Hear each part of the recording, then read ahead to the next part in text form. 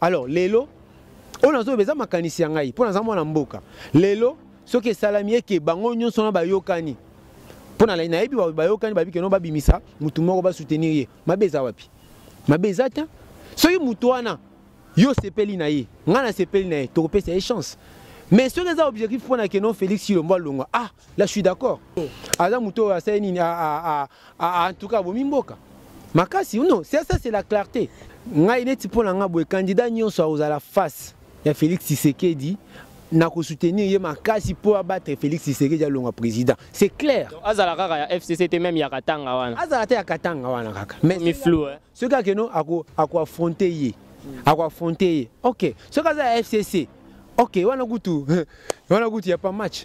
Muto ya ko chia libaya o to soutenir pour battre ata yo, ngana soutenir ye. Abattre ye ka, pour battre ye de 1. Puis ya mi balé na ngo ko ta débat wana te po déjà le ko bien na isaile ko constituer lo baté, ya kenon de Joseph Kabila sénateur avait reçu ko postuler c'est faux archi faux. Na question na liboso ya kenon de ko ninyo kuna ko chia pona o chia libaya na béton. Ata yo o chia libaya. Population à soutenir yo, population a besoin na été, population à soutenir yo, voilà. Na Congo moto na moto akoma kota l'intérêt na ye. Mokolo nini toko sangana, tout tendance confondue pour na kosilisa bitumba pe pasi wo ezoleka na este. Po bato ba okufa, ba olela minyo. Pasi ezoleka na Congo. Na o ezoleka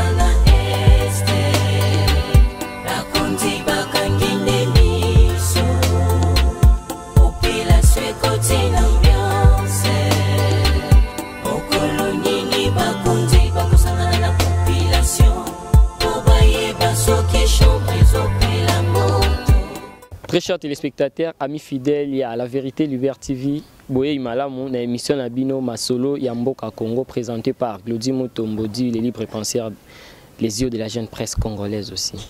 En tout cas, merci beaucoup na ngonga obope sa rapport na kolande émission Nabino memela rabino basangwa makasi ya malamu tope o ezaka na actualité Yamboka Nabino Congo to memaka tout moment tantôt to sali analyse tantôt to bengeli bino ba expert o baza vraiment asudi na matière to memela bino na ba numéro tope ba numéro to proposer rabino.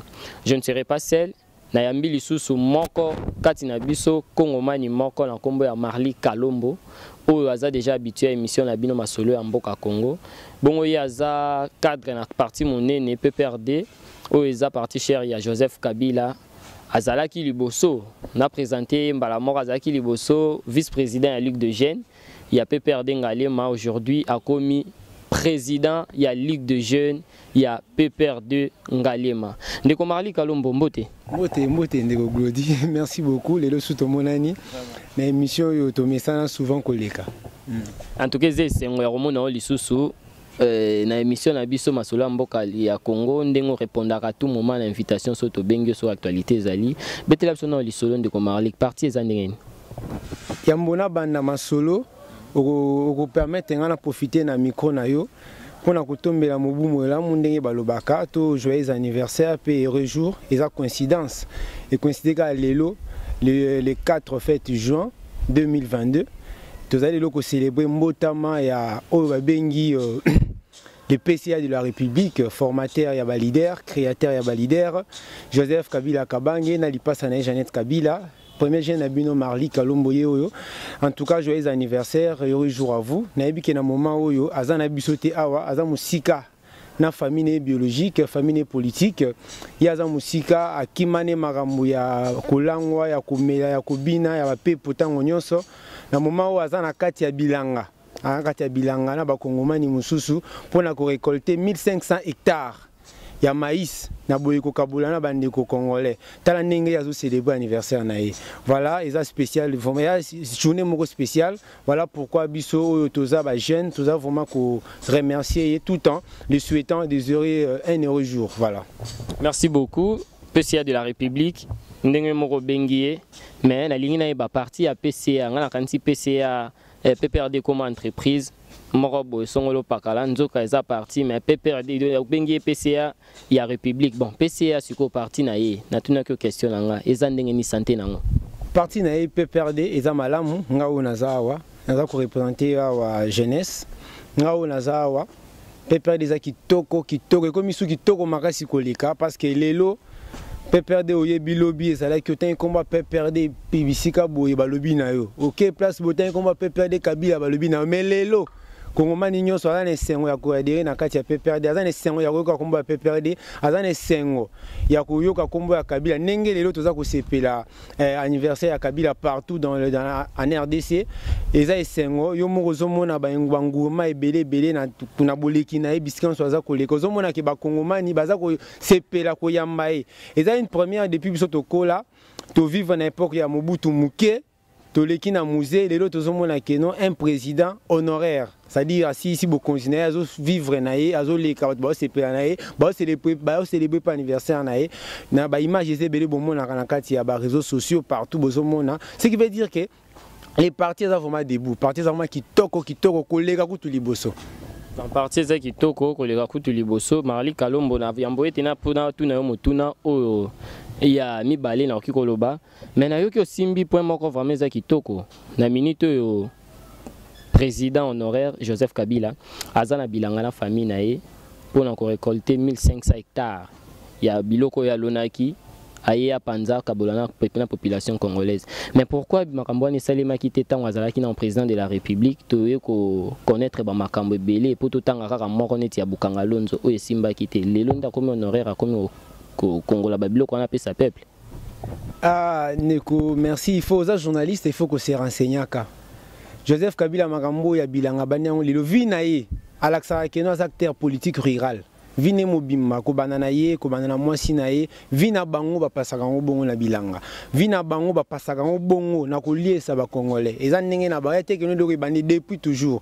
Zo peut-être temps ko se renseigner aux des journalistes aucun affaire makashamata na Lubumbashi oza awa mama Olive asala ba action ebele ye moko mwasi na ye. Donc eza biloko ya ko lebela tele le te keno abandi yango eza domaine na ye sauf que atali ke lelo population yo a besoin te keno atali la ngana zole ya ba caviar na ba restaurant à luxe ya ba 5 étoiles na kota na bi bien que nous avons musika ya famille biologique na ye na famille politique na ye mais place azali azaka kana ba kongomani lokola ngai na yo alobi que non na occasion yo to kota na biso bilanga na ye akoti na ye baza ko récolter 1500 hectares eze loko mo il faut to betela maboko eze loko to ko loba ke poanya sala ki ngolo bita sala ngolo lelo occasion malamu pour na congolais ayeba ke voilà un président qui a participer na autosuffisance alimentaire, il y a participé pour nous ça ba congolais. Makambu ya Bukanga Lonzo ya biloko tolobela makambu ya Bukanga Lonzo et ça les mapé tolia masango ya Bukanga Lonzo. Tolia masango ya Bukanga Lonzo. Voilà. Mais ndeko Marli qui na omeliso so yimki olobi eza iloko o ye a mi pesa déjà, o ye a continuer ça to lobela ngo la mito question na ngezala kité attend que Joseph Kabila muntu nazol banda ko tu na o question tango azala ki nanu na institution bazaki institution ye mo président de la République.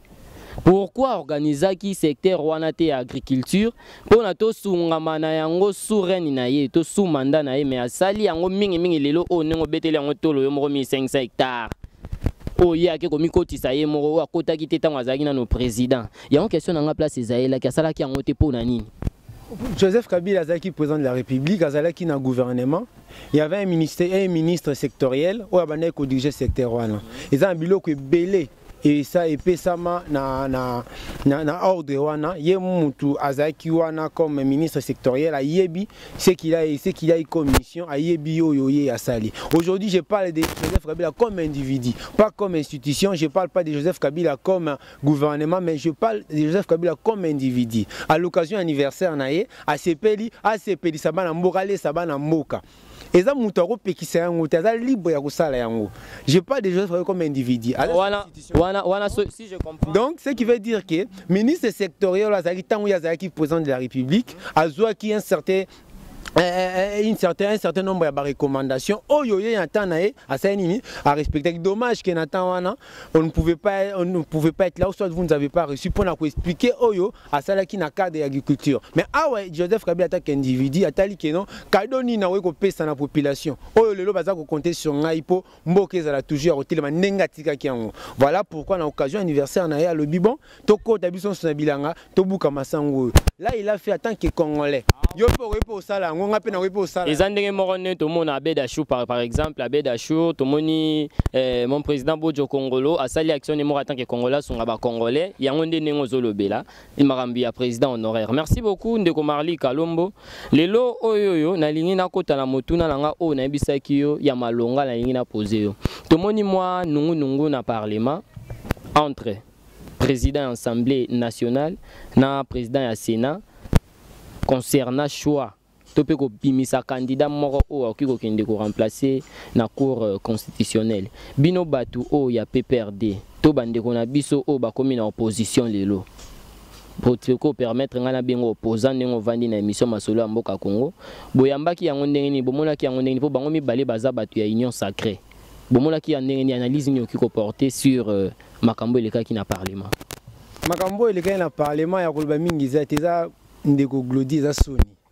eza soni pour la république monene lokola biso et puis eza pe conséquence ya makambo esalamaki na ndenge elongo banité parce que oyebi titoloba ke non biso tozalaka résistance batelo ba comprendre sans signe tolobela yango oyebi biso normalement pouvoir na biso to perdaka ngote tozalaka na bokonzi tozalaka na pouvoir na bandeko na biso pezaka pouvoir moko ici d'un accord après tomoni ke bandeko na biso baza kotambolisa makambo ndenge longo banité baza tout le temps dehors ya mibeko likonzi tout le temps ya mobeko likonzi to bi bon dans ce cas loko les aboye biso to sa nini to tikela bango basala mais sauf que oyo ya kosala ya mabe biso to ko démontango na face ya population pe ya monde ke o eza mabe.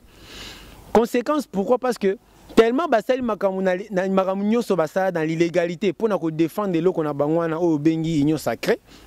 Basel mamnou dans l'illégalité, koyo kanezala quitté, sous-bassement ezala quitté. Il n'y a rien au fait qui pouvait justifier la création de l'eau koana oti le toye baka contenu dans ngote parce que c'est un concept creux et vide ne to lo baka yango parce que toye bakante il accinine. Maintenant, tellement que c'est l'eau moko ezana supporter. Tellement que l'eau moko ezana na contenu moroté sur lequel batu ba ko télémela. Voilà pourquoi tout ça koko ma ba conséquence on nyos. Oh les lots des chambres baza ko wele là poste moko. Mais ndeko, il faut autant mauvais ko li konzi le binini. La constitution de la RDC c'est clair.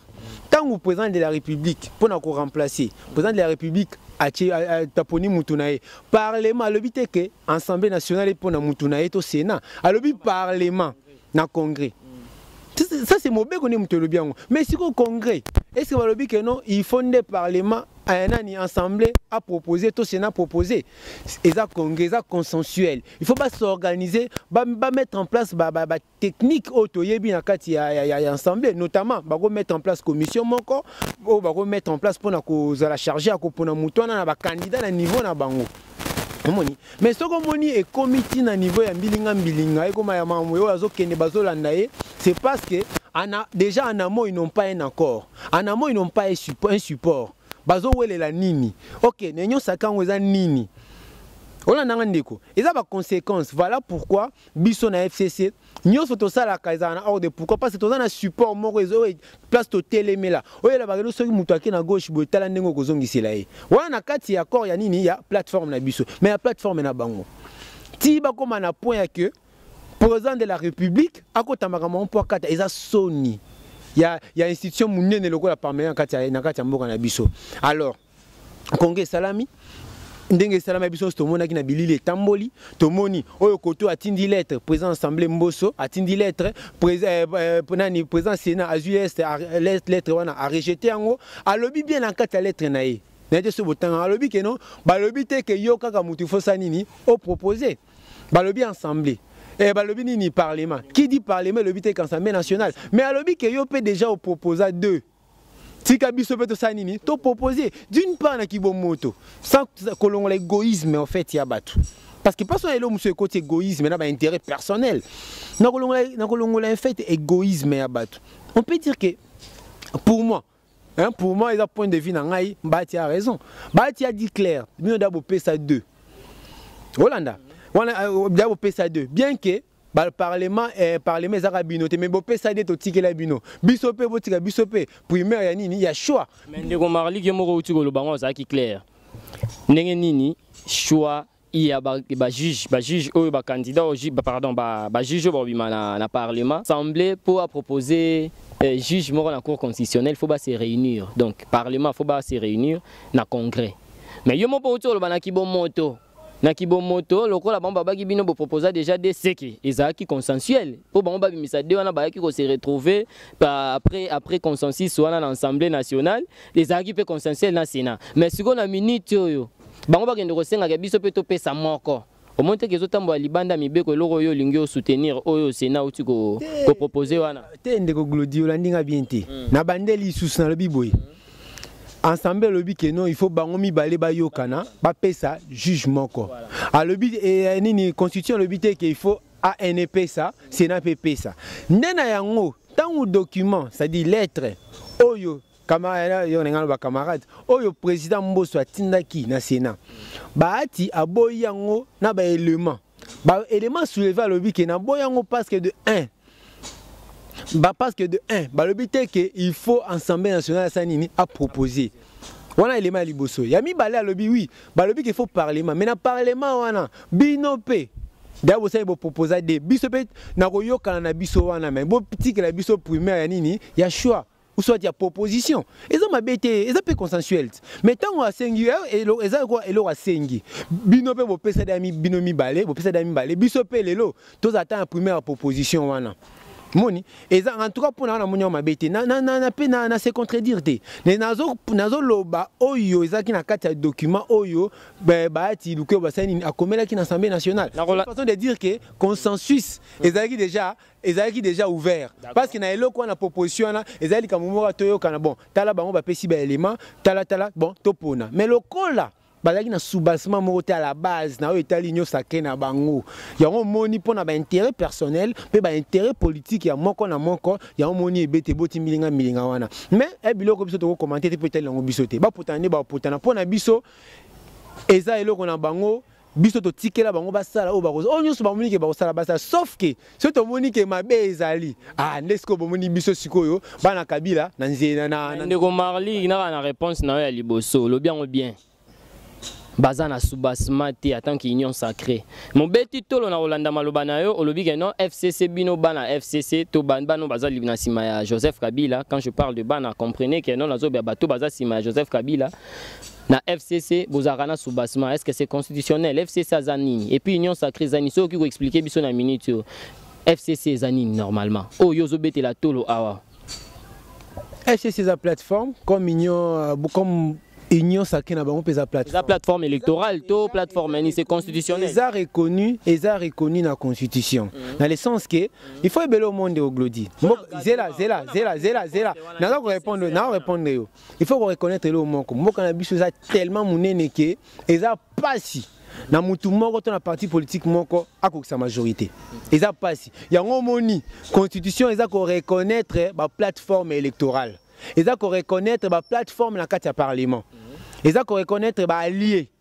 Ça adhéré bon, ça va dans la de Glodi pour créer force morale. Tout ça dépend de l'idéologie. Il y a moko na moko. Ils ont la logique qui au monde Baba Union Sacrée Salema, AMP à l'époque, aujourd'hui FCC. Et c'est normal parce que tout ça besoin de constituer force morale politique. Et c'est interdit. Sauf que pour que le fonctionne bien, il faut ezala à la base. Attendez, le moko ezako, la kisanzela, que non biso to sangani ngana ndeko Glodi, mais to rotambola boye. Poto sala boye. Moment où bébé zali, tale lo kata biso yango yo. Nous sommes des intellectuels.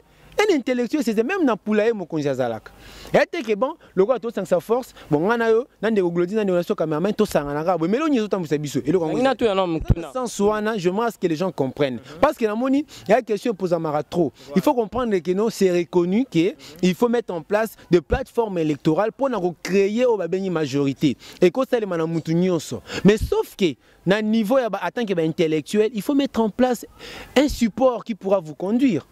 Mais bon, tant que bon, tout ça, yo ça objectif, non, pas objectif, non, non, tant que na te. Bon, yo ça objectif, non, pas na tout sangisa yango, tout tambola. Bon, moment où to bungi place moko, telle personne a signé ayo katalikambo. Est-ce que yo kana? Ne logo siko zangi na nini, na union sacrée yango na ngomoni, et logo nyo so ya muke, mon mto tana ba internet liboso. Expliquer ki toro makasi hein.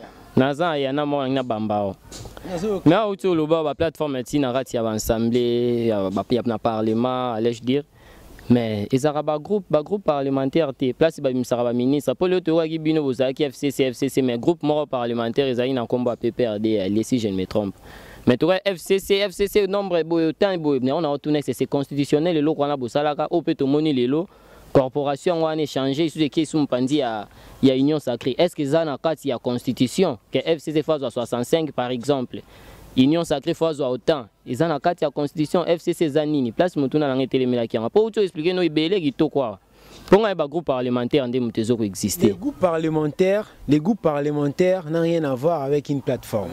Les groupes parlementaires ils logo groupe parlementaire ils loko grand groupe parlementaire ils loko ils a kusali manakati ya parlement. N'est-ce pas pour la majorité? Pour la majorité nakati ya parlement. Voilà. Maintenant plateforme électorale ils a pour créer siko majorité à niveau électoral. C'est-à-dire quoi? C'est-à-dire quoi? C'est-à-dire quoi? C'est-à-dire quoi? C'est-à-dire quoi? Tangu plateforme électorale est salami. Ok? Pour la majorité. D'abord sur le plan élection. Parce que au départ, que nous na 25 provinces plus Kinshasa, na batte numéro 1. Mais il faut que poids ou bien force politique.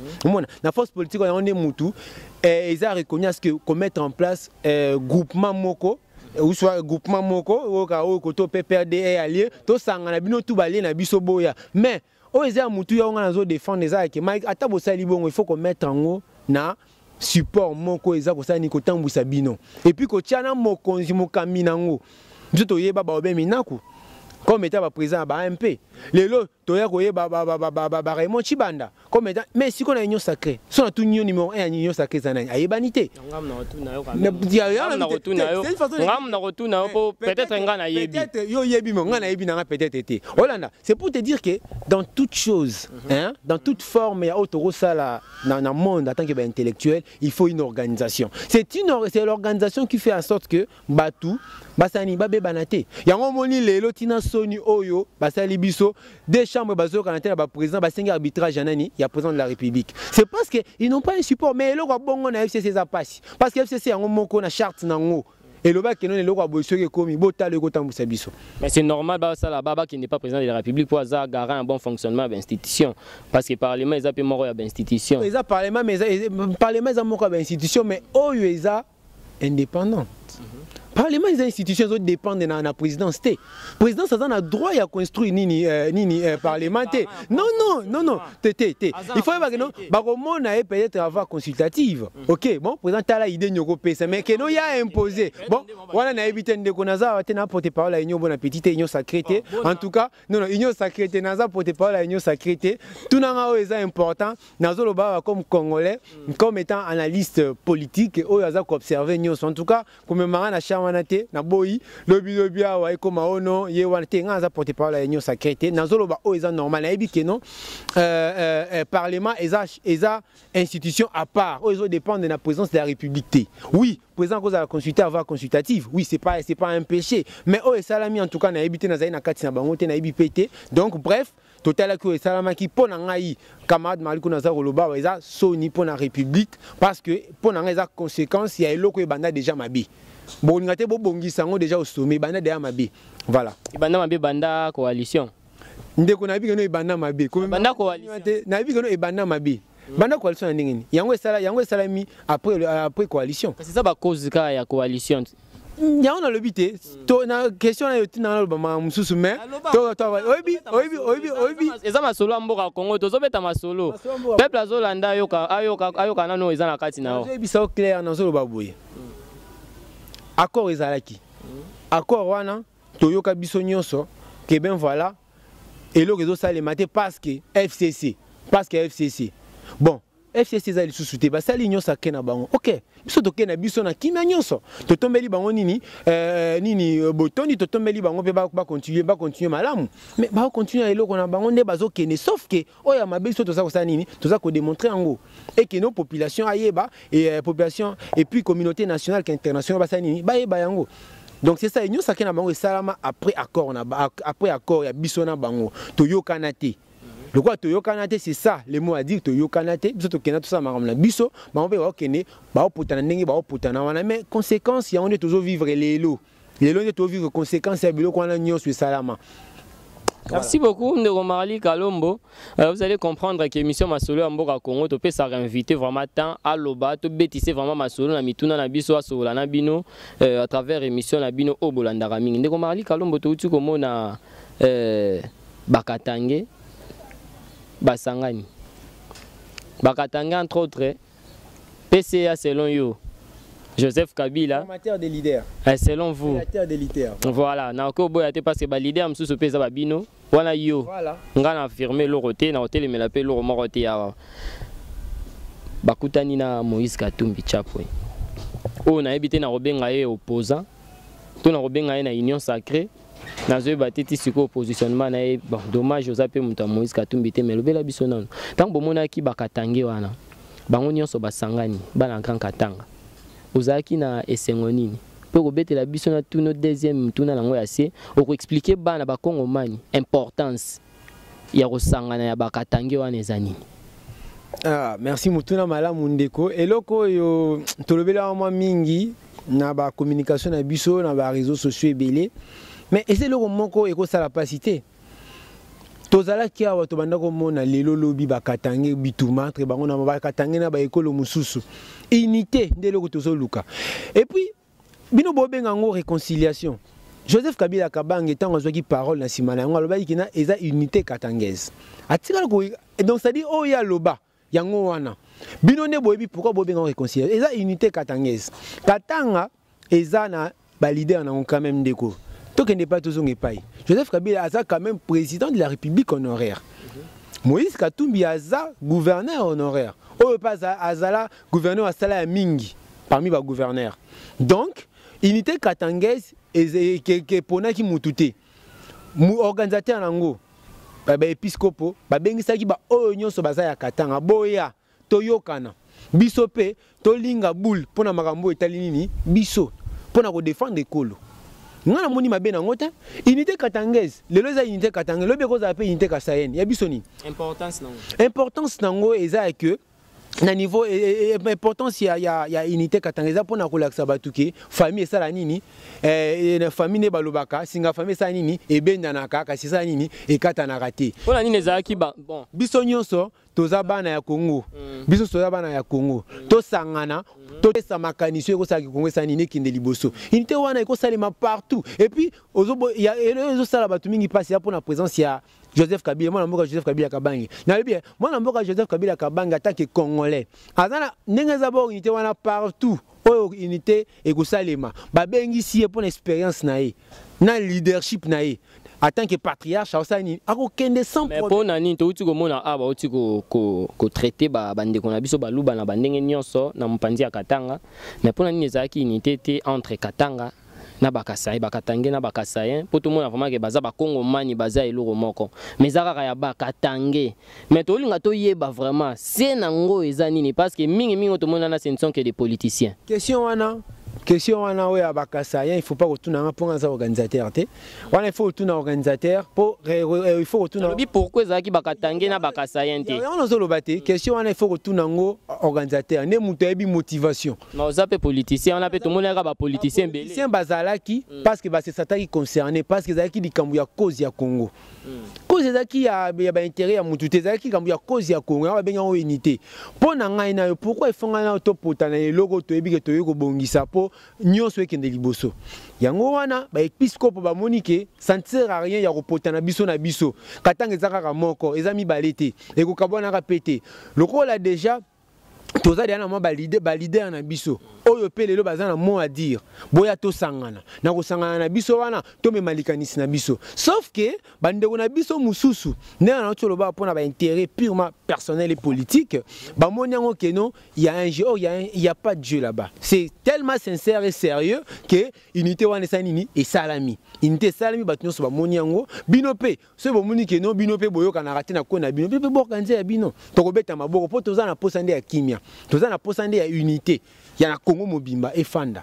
Voilà. Moi namboka Marali Kalombo nungu bimi ke muto aza parrain ya makambwane eza moi namboka Joseph Kabila même na emplacement so hôtel place avanda ki wana tomoni pena ke no mokonzi aza moko awa na kati awa Obenyango nungu na français eza rumeur.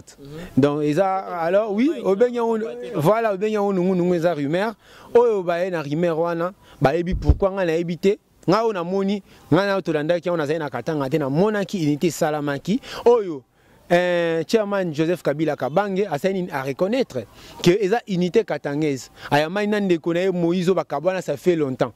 Oui, yango wana o nga nazo résumé en disant que singa famille ça nini et benda na kasisani et katana raté to mona kutu na ba famille papa na mwana ba bebani papa kei mwana kei mais après loko eza singa famille bayokani na bango soko yokana bango ça ba tout passe pourquoi et ça normal donc bayokani Joseph Kabila kofanda liboso eza ba règle protocolaire muto ayebi secret ya règle ya disposition wana eza ba organisateur nga zaki organisateur te mais pour na biso eza wana eza ba détail moko pour na koluka ba polémique ça est là pas pour ça polémique te toza na posa ya fait o esala mine eza mutu ya pour na biso la kolandisa mama ke mutu na na biso est-ce que ebi ke non réconciliation kasayen moko pe otako salema quelque part bien que concept nango ezaki ma pe salama na kini Holanda et otako salema na bato ebele na bato ebele bazana nyonso yokana tso yokana ki ngomona batsoki ezaki ba Jean-Marc Kabundu bakende bonga bolanda ngo bino so bande kwa FC yokanité c'est parce que ezaki sans impact ezaki sans impact et puis bayebaki ko jouer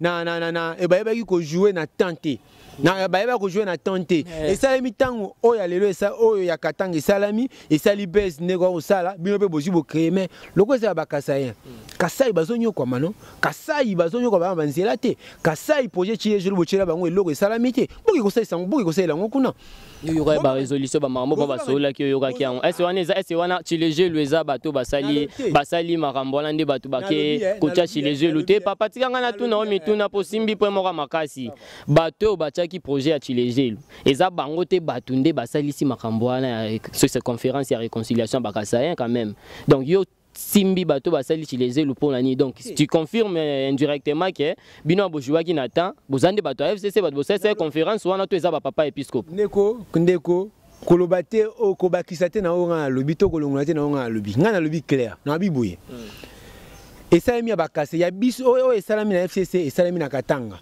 parce que zai bakatanga mutu bazali concerné ngai ne ngana suggérer bango loko bino pe bomoni ke no likanisi ya malamu balanda kaka so bomoni ke no eloko FCC basali eza kitoko unité baboya ngote na unité nde to ko tombola mboka oyo biso pe to sala ya biso likanisi za mabeta biso FCC to kobeta maboko sauf que ngai na en tant que Congolais na pesi ya vie na pesi pe likanisi na bi ke no pona nga fallait ba ke sala na Kasai pona Kasai pe bana ba problème kuna nde na kotisi mambo ya chilezo na le sens que il y a des projets o esala makuna o tilelo esala réaliser te ba Kasai pe bana kanda ba kende pe ba bongisa pona ngai unité so dépend ezo qui peka ba politicien te ezo qui pe ba homme d'affaires il suffit ka bazala ka ba to contre wana omoni pona afa ba ke sala ngokuna mais pona ba ke sala ngokuna te yango moni pe des assistants sympa mais ceux za assistants mai kuna na ipson ndeko kino so ba bengisa pe camarade ndeko Kabila président national il a peu perdu et puis président national ya FCC autorité morale ya FCC je te dis que non alingaki pas kindi pour exemple kimia voilà. Merci beaucoup. Nengna landaka avant ko tamotuna mususu likolo oyo to uti koloba nde Marali Kalombo c'est que na ba élection o ezoya na 2023 ndenge to ebeli ngo biso nyonso Katanga to bana ya Katanga soki mutu moko ndeko na bomoko biaza la candidat c'est que ba o nyonso to monaki bazana ba ochai maboko pona ete na ba élection wana Katanga azongisa susu pouvoir azwa kiti ya liboso ya bokonzi au nom de l'unité ngai ndeko Kalombo nengo lobi na ndimi yango ce babimisi faut bango se bachema bon pour unité de salami to potene sou ponani tozo bunda ponani et le bando bundisa biso bon to tchanga à côté to yoka webi na cour na bato bande na ngo bayebi batanga cour ya réseaux sociaux bayebi ke ba définir ka groupe comme étant quelque chose oyo eza ko réunir juste ba idée Hollanda ba idée groupe elandaka et poursuivre ka objectif groupe elandaka etala ki boyote etala ki bongaite Hollanda groupe etala ki boyote groupe etala ki bongaite groupe etala ka objectif ngana to sangani pona nini Hollanda ngai ndeko unité salami mais unité ça est moni mais unité wana eko za porter ba fou na bokoye ba yango donc yo zo objectif oyo unité wana eko ba fruit o unité wana eko bimisa naza na ngote parce que tina na ngo ezani na lobi boye eloko moko te esalamaka sans objectif. Unité katangese eza eloko esepelisi batu nyonso à part bino pas bino à part batu ya IDPS na batu nyonso akende basepeli na ngote na kobanga mais unité katangese eza eloko esepelisi mutu nyonso parce que eza eloko okutu biso FCC toto senga na bandeko na biso mususu ope ba mwingi bana banungu na mamboka na ba konte na bango basala tokobetela ngo maboko ndeko na ngai alors nazo ba bon tant que ça groupe unité katangese salami tobando yo quand tobando kuta tobando solo mais tobando solo autour de quoi autour ya masolo eza important pour na Congo Rolanda alors lelo on a zo beza makanisi ya ngai pour na zamona mboka lelo soki salami eke bango nyonso na bayokani pona la nayebi bayokani babike no babimisa mutu moko ba soutenir ye mabeza wapi mabeza ta soki mutu wana yo sepeli na ye ngana sepeli na ye to kopesa e chance mais ce que objectif pour na kenon Félix Chilombo Longa là je suis d'accord parce que aza mutu asa nini aza mutu asa nini en tout cas bomimboka makasi non ça c'est la clarté Néo Malik yo makambozo lugela biso na masolo mbo ce que ça objectif que papa mokonzi ekolo Tshisekedi Fachi béton alongwa yo za d'accord donc ne basangani wana disons dauphin pas ki robima wana bakatange je ne sais pas ngai na lobi boya ngai neti pona nga boye candidat nyonso akozala face ya Félix Tshisekedi na ko soutenir ye makasi pour abattre Félix Tshisekedi alonga président c'est clair donc azala kaka ya FCC même ya katanga wana azala te ya katanga wana kaka mais mi flou hein ce gars que non ako affronter ye OK ce gars ya FCC OK wana gutu ya pas match yo zo mwana nyo azapena ya kilo na minto aki ozo béton armé wa ko cha vraiment refaire face na Fachi ozo mwana ni na minto ba ndeko na biso ba ko mbiyungulu ba ko mbaya waya ake koto zo simba te béton zo kita zo tondisa zo gangisa yo mutu ni ozo mwana minute ake faire face po to yebi ndeko na biso sénateur avia au postulat lisusu te ndenge constitution elobeli muto ya ko chia libaya o to soutenir pour battre ata yo ngana ko soutenir ye abattre ka pour ko battre de 1 puis ya mibale na ngo ko ta débat wana te po déjà loko bien eza loko constitution lo baté ya kenon de Joseph Kabila sénateur avia reçu ko postuler c'est faux archi faux constitution lo belango nulle part na ebité un article ni yo ko bimisa donc na débat un peu même mais on a ebisi yo na question na liboso ya kenon de ko ninyo kuna ko chia pona o chia libaya na béton ata yo o chia libaya population à soutenir yo population a besoin na été population à soutenir yo voilà d'accord population à soutenir muto nyo sa rocha libaya contre le président Fachi wa maloba mo la mboka Marli Kalombo aza sûrement bien tanga mais malheureusement nga na posa o na présidence wana te nga msalaka micro o na simbi ndeko Marli Kalombo to moni lelo makambo eza bayiki eza partout mokili mobimba ba congolais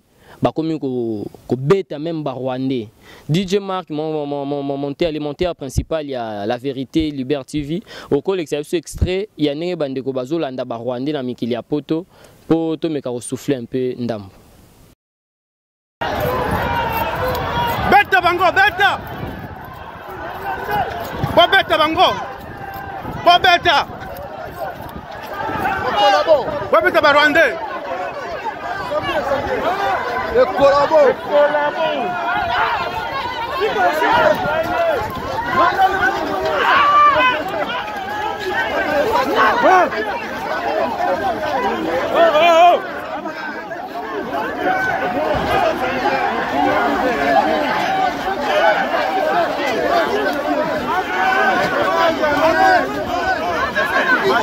Merci beaucoup DJ Mark. Ndeko Marli Kalombo, image bandeko bazolanda rwandais, ti police et encadré, sécurisé. Lelo o nakati yakini, tomoni ba motard, baketi na frontière où eza entre Rwanda na biso République démocratique du Congo, po bakota Rwanda, ba pesa Kagame avertissement. Lelo o gouvernement atangi banani belé auti kozwa na conseil de ministre de façon que poto tangango awate pona ko lakisa position na bango face à face ya Rwanda na situation où eza entre biso na M23 babike non Rwanda aza na sima ya M23 existera te zaka kombo Rwanda maska pona ko konyokola biso ba kongomani mikano au gouvernement zui réaction en population bino na ngambu ya FCC en particulier PPRD boyambi yango ndenge nini bien que boza ba résistant onga nazo benga ba opposant. Merci beaucoup ndeko bosani loko moko tangi batunyo somene ba nzela mo bosani ko tanga ke biso po mona ki biso na nzela na lobi population DJ Mark Bonda o rolexelanga image place moi na mboka Marli Kalombo azalaki le temps ya zoloba legisela biso image wana ndenge ba marcha ki félicitations surtout pour to kanisa ibino be botelemela ke bo marché te me bo marché to telemaki marche na biso ezaki na objectif ezaki marche pacifique organisée pour na ko soutenir FRDC na biso pour na ba effort nyonso yo baza ko sala bien que ndeko na biso ya pouvoir baza ko manifester moi ingratitude moko mais ba ke biso PPRD population en général et puis jeunesse surtout en particulier toza ko soutenir FRDC ya monaki tokitaki pe wapi na nzela to tambola pona la sabon soutien na biso alors démarche ya bandeko na poto bandeko na so ba motard et démarche moko toza ko féliciter makasi parce que senga ki ne bongo soki to sala ki bongo te ndeko Glody na ebisio ke engaka zala compliqué. Et c'est qu'il fallait qu'il pression la population congolaise. Ça est là pour les lots. Bah imboka bah konziamboka bah yebake congolais déjà comprendre bah jewana. Bah jewana makambo ya Rwanda. Neko. Oyebi mambo M23 na betelo mali solo muke. Oyebi M23 tango salami le en mars 2012. 3 mois je crois après prestation à serment il y a Joseph Kabila Kabange comme président dans l'élection en 2011. Bazaki na problème moko. Pour moi, bazaki na ngozaki ni babana ko réclamer nini vérité des urnes. Mais na moment wana bazaki soutenu na opposition. Na moment wana yoza ba preuve. Na solo babuyi. Na moment wana tango M23 babana ko menacer biso. Bazaki soutenu. Bazalaki pe na bato ba babana ko bunana ba on na kati ya nini ya pouvoir. Mais il y a une chose. Joseph Kabila na maele na ye, na technicité na ye, o ya yebi, na kibomoto na ye. Sans pour autant que Lukao non un soutien de gauche à droite. Yemoko, l'armée au Yemoko constitué. Pas comme ça au 8e en Afrique centrale. Il était quand même armée Zaya Mboka et Zaya Moutumoro. Nalobi armée au Yé à constitué. Pas à Kango Zalaki presque pas. Mazu a constitué et quoi que Tikango, tia commission au 8e en Afrique. Hollanda, l'armée Wanakaka.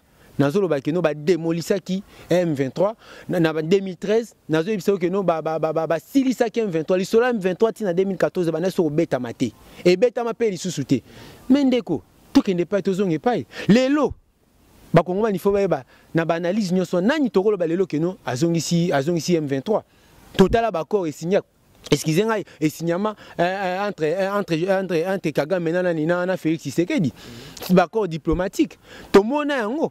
Nani akolo balelo que nous même voilà azongisi M23. To mona bako e salama. Est-ce que na période ya Kabila bon mona place ba ovationnana ni Kagame na mboka na biso ndenge basala ngona Kagame na stade des martyrs. Ndeko. Mambo ya clair. Na sur le plan diplomatique. To mona awa. To moni awa ba diplomate. Ba diplomate ya Rwanda na kati ya mboka o. O etikala kozala te. To moni awa mona mboka nani Félix Tshisekedi andimi avion ya ba Rwandais tambola na mapata na biso pour une première. Est-ce que vous avez est-ce que nous avons contrôlé vous avez information bazozo tokolo batnani lelo tokolo bakino azongisi M23 ndeko tokende pa été Joseph Kabila a pesa ki wa ko pesa aboma M23 lisola M23 beta maté de 2013 tina ningatiki pouvoir lisola M23 ezalaka lisusu tezaka dans les oubliettes ya ba congolais ezongi lisusu tango mwana mboka Joseph tango mwana mboka Félix Tshisekedi Tshilombo akei susu ko luka ba intérêt pour na koloba ki wana za frère na biso il faut tala to sangana to travailler boye ndenge ba défendre ba voyage nyoso wana mais lelo résultat mais malgré nyoso wana réaction mon côté à gouvernement ezalaki ba conseil des ministres to banda ko salem et sengaki falaki population à telema tant ou tolandi déclaration ya porte-parole ya armée à lobby que nous devons comprendre que bateau bazali na sima 22 à Rwanda. To moni koto mamoko porte-parole ya gouvernement Patrick Mouyaya. À lobby que nous voilà armée na biso à lobby que ben voilà armée na biso ils ont infiltré. Oh, mozo contredit maloba porte-parole ya armée. Quelques jours après, ba koti lisusu ne to mona ba déclaration et bimi tango population mo ra seni à Tomboki. Ndeko, c'est comme si moi sorte moi complicité moi qu'on dirait Zalaki, na habite c'est comme si nazo affirmer le côté. Et ça ndenge tozomona le tolande la makambo yango comme baimboka. Yango na tozo babu ndeko, yango na tozo babu ndeko. Totika population a se manifester pour avoir droit ya ko défendre ba intérêt na ye. Oh population ça là, a défendre ba intérêt na ye. Population na yebi que no Kabila déjà a bosani saki na ba Kongomani lisolo ya M23. Ba bosana yango maison isusu ndenge nini. Mais Kabila te muta créé M23 si je comprends bien. Kabila te muta créé M23. M23 misali melaka pour réclamer. Ba biloko bomba réclamer parce que ba corps wana d'abord. Et na kamwe le long de Romali ka bisi biso ezaka ka vérité des urnes. Ezaka vérité des urnes. Maintenant tant abandon de réclamer vérité des urnes. Tant ba ki ko signer ba corps. On wana ko réclamer les sous. Ezaki nini avant FARDC ya onyata bango to ebité wana. Peut-être bino bat bozolanda boye bien on comme la na ba commentaire na émission oyo mais na ngina chité na loko mo place wana est-ce que olandi déclaration oyo mokonzi mboka Félix Antoine Tshisekedi Tshilombo asali devant homologue na ye João Lorenzo na yoki yango mais na juta ya kolanda ngote na juta ya kolanda ngote et pour ça je m'abstiens de tout commentaire simplement parce que na juta ya kolanda ngote mais na yoki yango ozanga information te juste après awa na omeke pena landela ngo moni ndeko elo so bomba biso eza nini tozolo ba mingi mais tozolinga ko société na oto bana akeno na landi yango te moi pena chata commentaire eza te tant na olanda ngo ba émission koya to na ba communication optionnelle to mesana ko sala au moyen ya ba réseaux sociaux na mususu boyeba ba point de vue na ba analyse mais ngana landa ki yango na ki obetelo pe mandambuka c'est comme ça bon président de la République a lobi boye azani na posa bitumbate azana posa ya kimia mais soki ndeko Kagame aye kolanda FDLR epa na biso awa ye pe kolanda M23 ti epa na ye wana na résumé le maloba na oyo ki yango ndenge nini atanke mwana mboka Congo soki asali yango c'est là que se paye ça va congolais makasi mais comme ça biso lelo po ya bengi ye mutu aloba ye mutu benga frère pa kotisa ye a pesi confiance na ba accord ba signa OK na ba accord ba signa mutu pesi confiance mais ce que les lois de résolution ye moko asilisa yango to betele maboko asala yango n'oublie pas que nous avons un président oh aza trop parleur oh le lo pesa biso ba promesse ebele otozo yoka mais soka sali to betele maboko ndeko to betele maboko parce que bitumba nyonso ozomo la population na nzela population ba frontière population boy souci nango eza makambo oyo Kabila déjà abosanisaki biso eboy donc ezongi na ndeko Félix Tshilombo azongi si sous le sanguinaire Kagame azwa asi sango nenga bandaki on peut muto bandisa sango tala to se valait face muto asali que no M23 ba zonga lisusu na force bazongi nango eza ndeko Félix Tshilombo azongi sous sanguinaire wana nani zeso Rwanda te komi ndeko Félix Tshisekedi na ndenge ni parce que ceux za ndeko Félix mbela telemeli makambo yo Rwanda bimisite non mais ba accord ya signa tant on pesi mutu confiance muto ya bosana de RDC na muto bano benga Kabila awa nani Rwandais mais le on retourne OK non entre les deux qui est plus rwandais que l'autre pour la relation de Félix azana ngo lelo na Kagame moi na mboka fait Joseph Kabila kabanga tsela kuzana ngo te na ye lelo a tambola na espace aérien na biso lelo bakoma ambassade awo lelo azala frère na biso lelo ba betele maboko lokola ndemi Dieu na Congo ndeko ya mambo ya ko dénoncer toko se valer face potolo ba keno muto azongisi M23 za Félix Tshisekedi Tshilombo apesi bango confiance mais ce que les lois s'est décidé na tant moni que population na ba couche na nyonso ba telemi pe ba tomboki ba bi fort Rwanda e ba keno aza même pas commis na ngalema et que toko silisa e azo ba disposition na azo ba responsabilité na azo ba responsabilité nae azo ba disposition nae mwana mboka Mali Kalombo wana maloba o auti ko pesa biso ezo ko engager kaka e ba propos belé o ya tenir soki tozo choquer bon comprendre za masolo biso tozo solo la ndeko Mali to lekaki likamo komba on a rolinga to zongela yango lisusu mwa mukie eza par rapport ya loi électorale oyo bandeko na biso ya G7 ba proposaki na yebite soko zwaki tan ya kolanda yango okopesa biso appréciation na yo en tant qu'analyste politique d'abord au milongo na casquette na yo par rapport ya proposition ya loi o ba pesaki wana l'Assemblée nationale loi wana na kozala na incapacité ya koloba yango ya commenter sur yango par rapport à deux faits fait à liboso d'abord parce que biso FCT ezana consensualité to jamais pour yango ndeko sunga ngai boni nga lelo nakati ya FCC nakati ya PPRD nakoki lelo kozwa likanisi nakende kosenir eloko oyo baconsultant ngai te eloko nayebi mutu na makolo te na miniti oyo toyebi mutu na makolo nango te parce que ya consensuel te eloko eza consensuel eza eloko oyo ngai na tosali bato babeteli yango maboko mais ntango biso toza na chambre moko mais bino boluki baimposer biso ndeko komante nini nakotya ndeko komante nakotya te ekomi siko république abapomba te ozalaka pomba na série na yo te ngai nazalaka pomba te ngai nazalaka pomba te différence yanga na bango yango wana ngai nazalaka pomba te ngai azalaki moto ya kimia d'abord kolandisama na comportement ya Joseph Kabila Kabange oyebi bien a moto ya kimia les ostaniantes Joseph Kabila Kabange aza seule personne otango aye na bokonzi awa en 2001 na 2003 sangisi ba oyo nyonso akutaki a travaillé na bango ça c'est quelque chose à féliciter. Joseph Kabila Kabange aza muto oyo azui a organisé plusieurs dialogues pona kimia mboka. Andimi na 2003 kozwa ba président nyonso yobo yaka to organiser élection ensemble. Joseph Kabila muto kimia abanyango te pona ba gerger abanango kala. Joseph Kabila yeba ngira koboma moto lorsque mbilinga ezali. Na lobate ke non na gestion ya Joseph Kabila mbilinga ezali te mayeba koboma moto. Bino apeta momoni ke no kamoko.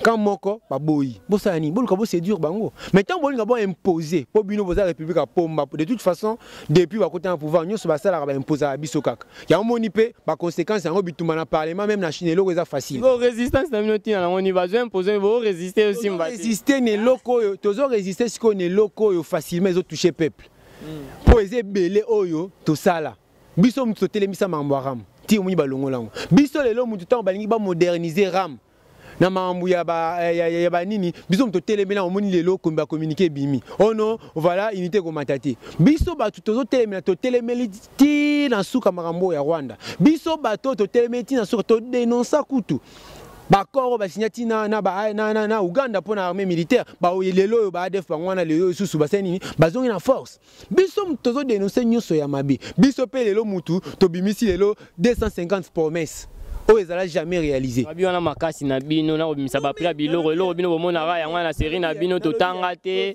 bino kaka bobimisa na ba prix toza kosala analyse ya gestion ya mboka ya mwana mboka Félix Tshisekedi na manana ye ya 18 ans pe bosali biso te bobimisela biso non na lobi boya ndeko boza tike kana makambo etali est na retour bon bino bo fo botuna Toye balelo aujourd'hui que non, quel est un seul secteur où ils ont développé dans mon mboka Félix Tshisekedi Tshilombo? Aucun secteur. Secteur mon côté a développé. Carburant zo mata biloko nyo saison mata. Carburant za na monde, carburant za na monde papa monde mobimba, carburant za o mata no ezaka Congo te. Raison yango wana to mona dollar raison mata biloko kolia panier de la ménagère panier de la ménagère yango lesani. Ezo la chaque jour. Ezo la chaque jour. Totala ba décote ya ba pétrolier ezo futa maté tozotala awa c'est-à-dire mboka sur tout le plan aucun secteur n'est développé par Félix Tshisekedi Tshilombo. Alors vous avez en fait la population qui nous regarde vous avez obligation ya ko soutenir biso parce que biso tozawana pona o Italie intérêt ya mboka toyeba kike mwana mboka koya pour pesa ba congolais sengo. Par contre, les lois azo pesa ne ba congolais kolela. Alors kolela wana, il faut mutu moko ko pangusa ba ma mission na zala. Yango moni toza besoin ya élection. Yango moni toza besoin mwana mboka lunga pour akoki na été. Na manda moko asali e bongo siko so to vacciner musu za nini. Ezaliwa. Mwana mboka Mali Kalombo abi baza na poste président de la République a lunga pas koki na été. Ndeko Marlik. Télévision Zangonga bien sûr. Na habité GM Nembo les caméramans du Saint-Esprit salanga déjà si na moi minute mukie. Ozana kamwa message moko oyo otala caméra opesa basoda na biso o bazo bunda pona mboka na biso Congo ngana tozala en sécurité peu en peu. Tala caméra pesa FARDC message avant la kopesa o sola na bana mboka Congo. En tout cas FARDC place Baza nayebi ke bana sengo makasi ndenge bamoni implication ya population tout entière ndenge bamoni implication ya jeunesse congolaise ndenge bamoni implication ya FCC ba comprendre réellement que non voilà ils ont fait un soutien FRDC tout en sima na bino bomoni lelo pression ya population esali que aujourd'hui gouvernement zo ba mesure azui ce que ça bien to robeta maboko mais toza na besoin Vous avez une force, vous avez tout un soutien, il y a population locale à RDC. Rwanda, elle n'a même pas commune en Galiem en fait. Vous voyez, il y a tellement de pays mouqués que, on place Baza. Vous avez notre soutien, continuez comme ça, pour encourager, pour soutenir, de manière à ce que nous puissions battre une seule fois M23 Oyo, alors que Boyebi que nos raïs, que nos M23 disparaître. Les autres comme ça va Congomani, n'engagez surtout mauvais les solo wana, des canagnos sur les Congolais, ils ont un niveau wana, voilà. Ya on la monde de Mali galombo soko bandi ko lobaka likambo koto kotinde raïs asilisa onera na pesi opesande na faire de ces messages. OK ozana idée par rapport à makambo ADF po tu ko lobanga tu sakolango na kati ya émission Masolo Mboka Congo ke ADF azongi lisusu malgré ba accord tozaki na Uganda yo oza message ni ngolo lobani par rapport ya kose qui sa révélation ana. Ndeko, il faut que la histoire ya mboka oyo ADF eza défini comme étant en fait force des alliés, force démocratique alliée. Yangwana, eza groupement rebandi leloté. Eza groupement depuis 94-95 si j'ai une bonne mémoire, la deuxième république avec Joseph Mobutu. Vous voyez, alors eza ADF tant on va au makamuna bango et un moment où Joseph Kabila Kabanga Kolobaki toute attaque contre la RDC sera suicidaire. Tant on Lobaki c'est parce qu'à Yebaki que ben voilà il y avait des gens au bazan a souci na bomba attaquer nini RDC mais vu qu'ils avaient concentré na au état qui M23 na azong ça bango rapide to bano beta sur bango ta yeba ki non ba milinga milingeza ki muke yango moni asaki alerte wana mais yako kamweza ki na 2021 en décembre, tout le monde a encore signé entre Félix Tshisekedi Tshilombo na Museveni. Un autre sanguinaire, na Museveni. Accord moko, il y a armée. Toya komona na ndenge armée ougandaise ba ko se retrouver wapi na kati ya mboka mais la question que bana mboka il faut que se poser. Soki armée wana ba si ça ba ADF na Uganda te. Na Congo ne ba aussi ça bango. Aujourd'hui, comme il Cambo, armées infiltrées, armées aboyées. Bande on a biso ya beni bazo kufa chaque jour. Na itu bazo kufa mikolonyo sondeko. Ya on monte toza ko senga makasi implication et na Félix Tshisekedi Tshilombo za makasi mu pension pour ba kufa na baba nyamati. Baza bato bazo kufa wana. C'est pas, ça ne sert à rien au Liban quand la déclaration non l'armée est infiltrée. Oh non, pourquoi seulement c'est les autres? Et comme le roi récitation ce n'est pas moi, c'est toi. Si c'est pas toi, c'est quelqu'un de tien. Pourquoi? Voilà. Pourquoi? Voilà. Conseil na gouvernement par rapport à Yamaramnio sur le procès. Conseil européen ça bande on a besoin de gouvernement. Conseil européen ça na gouvernement en tant qu'analyste, en tant que Congolais, au alinimbo kanae. Nakosenga vraiment ba mesure oyo ndenge olobi on a tangité mambo yo ndeko Félix Tshisekedi ya solo la kina nani na Joao Lorenzo na Angola botiango na misala mais yé moko akokate bo soutenir yé gouvernement uni comme un seul homme de manière à ce que a réussi au Paris naé ce qui a réussi en haut au moins vous pouvez avoir un bilan à défendre ce que salamité qu'est-ce que vous allez nous dire en 2023 qu'est-ce que vous allez nous dire yango moni na cadre ya conseil na sibino déjà na sibino d'alitière que faites tout pour soutenir et pour accompagner de manière à ce que a réussi donc on a bisopé ce qui a okende na sens wana biso tant que la force résistante ya RDC to accompagner pour toujours accompagner na katimini na ba marche na to ça contre les pour soutenir les FARDC et quoi to soutenir YP quelque part voilà pourquoi aibaki ce que na démarche on a ka 6 bango enfin tozana Paris moko to gagner au Europe na niveau na bino boko ko sepelisa biso solo la na peuple pour que solo na peuple en tant que premier jeune yangali ma passe to comme na ba minute asuka en tant que premier jeune yangali ma solo na peuple bazolanda yo bayeba elo nini ebisi population kolandela malobania so makamnyo so tiko brosser na kati ya émission Masolo Mboka Congo. D'abord je remercie la jeunesse congolaise surtout je remercie surtout tout le mien Yangaliema oh bah accepter qui en fait oh bah accepter qui appelle Nangaï pour la marche pacifique au tout ça qui lobby dans mon vendredi. Je vous assure que c'était une réussite. D'abord félicitations et puis merci beaucoup parce que boyoka qui mela jeune leader na bino biso toza bateau toza na bureau on est sur le terrain, on fonctionne ça et là toza sur le terrain à travers les activités que nous organisons pour la cola qui s'implication na biso na Italie la chose publique. Alors en tout cas merci également à la autorité AFCC oyo ba tika ki ba bureau na bango pour la marche de soutien, marche pacifique de soutien au FRDC. En tout cas, merci Nabino. Et je voulais juste dire à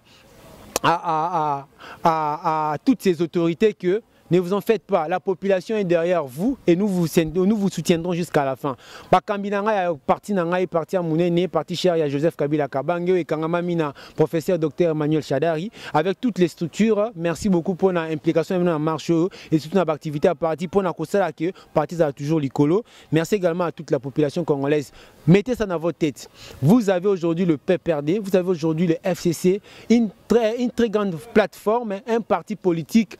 Qui est le plus grand parti politique de la République démocratique du Congo. Oye koti kabino tema be nyonso to la kisango polele to la kisango polele pe boroye bayango posa na biso eza Congo et kende liboso to na posa ya Congo te oya à tout moment ba sibisara ba promesse to na besoin ya Congo oyo ba ko banda ko vivre nini o banda ko vivre transformation na ba secteur nyonso de la vie. Secteur de la vie oui, guerre à l'est, secteur de la vie oui, Kolia, secteur de la vie, éducation, électricité, nyonso. Voilà un peu. Mais tout ça, on a dit que longa kaka. Vous avez un FCC, vous avez dit que PPRD, camarade Joseph Kabila Kabange, vous avez dit 30 secondes, au tali caméra, Mikolo Zakoutim, émission sur nos osana bino ba boza na mama koki pour expliquer population makamozo le kanamboka, bazo chitara na eloko na ina bisao o.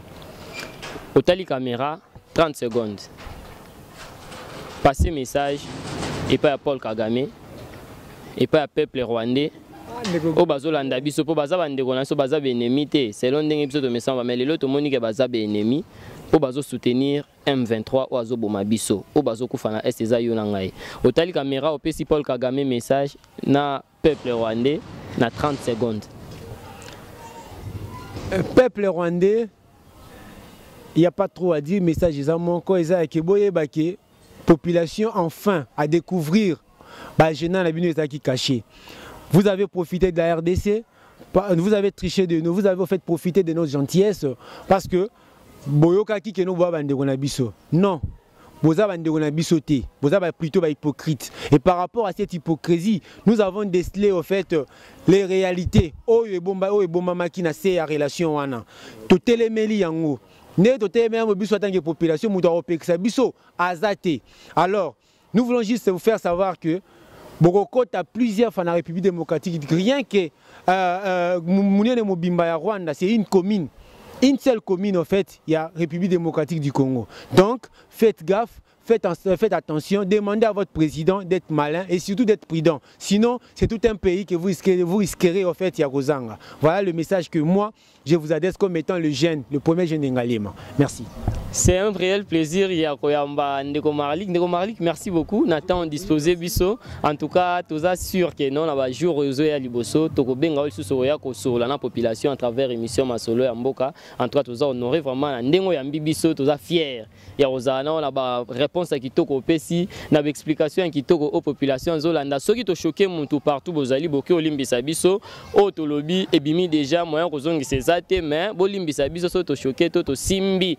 Moi parti morabino boyo kaka bien te soki ba simbi yango. En tout cas, c'est par ce message de te remettre point to un terme na émission ya lelo to kuta na ba jour ezali koya pona kosola masolo oyo elekaka na kati ya mboka Congo ensemble na ba invité au te proposer rabino. Na ko chitete to aussi sa émission au te sans que na remercier l'équipe technique Mobimbo et accompagner tout au long de l'émission. Je vois le caméraman du Saint-Esprit JM Nemboma, je vois mon monteur principal Marc Bonda Dim Voulouzi les mignons et puis pourquoi pas à toi Opus Bilili, équipe technique Mobimba tout ça de la zone na kati ya mutema allais dire na bino population congolaise au peut saranga confiance à tout moment. Je vous aime beaucoup et à très bientôt.